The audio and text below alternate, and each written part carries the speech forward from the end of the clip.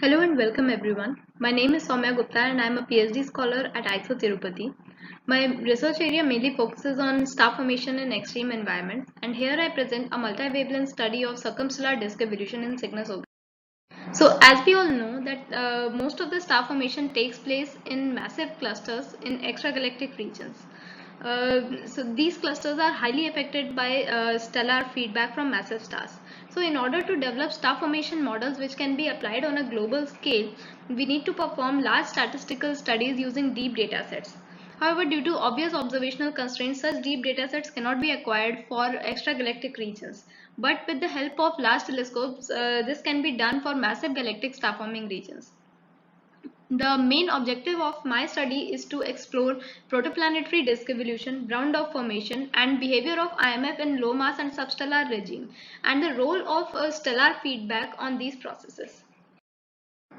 So we need a target which can be considered analogous to the massive star forming regions which are there in extragalactic realms, and also affected strongly by the stellar feedback from massive stars.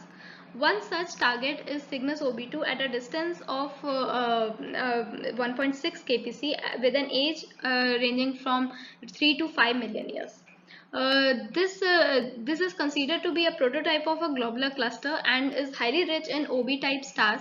Hence, the low mass population in the region is strongly affected by the far UV and extreme UV radiation emitted by them. Various observational signatures like propellets have been identified in the region, and two of them have been shown here. A study in 2016 by Guasalo et al. Also claims that the disk fraction decreases from 40% to 18% within 0.5 parsec from massive stars. So in order to explore deep into Cygnus OB2, we use multi-wavelength datasets, basically optical, near IR and mid-infrared. Starting with the deepest and the widest optical observations available so far for any star-forming region. These optical observations were taken in 2017 in R2, I2, Z and Y band with Subaru Hyper Supreme Cam. We have performed the data reduction and over 727,000 sources have been observed in the entire observed region, and we detect sources down to 30 magnitude in R2 band with excellent photometric accuracy of less than zero point 0.1 photometric error.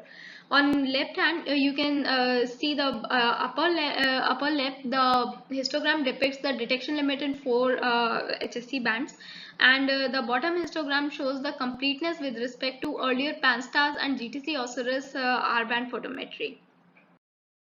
Now, in order to identify the disk population in Cygnus OB2, we use multi-wavelength approach using UKIT's near IR and Spitzer mid IR data.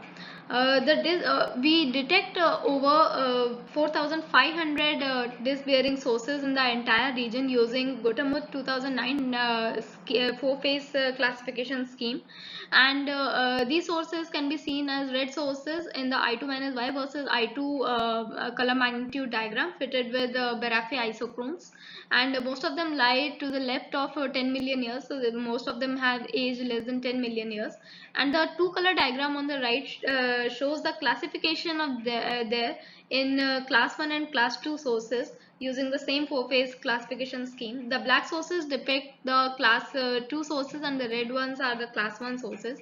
We find that almost 65% of our disk-bearing population has less than 0.5 solar mass and age less than 3 million years, which are depicted as green sources in these bottom two CMDs.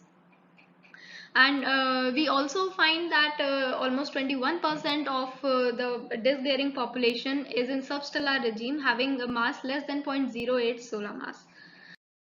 If we see the spatial distribution of this disk population, most of it is concentrated towards the center where mostly the massive stars are located, and this spatial distribution on left gives the spatial distribution of disk sources as a function of FUV flux. So to summarize, we obtained a deep multi-wavelength study with the HSC optical, UKID's near IR and Spitzer mid IR data to identify and classify the disk bearing objects. And with the HSC optical data, we reach down to very deep detection limits, detecting up to brown dwarf limit objects. We identify over 4,500 disk bearing sources with 65% of them having age less than 3 million years and mass less than zero point 0.5 solar mass. And we observe a clustering towards the center of the region.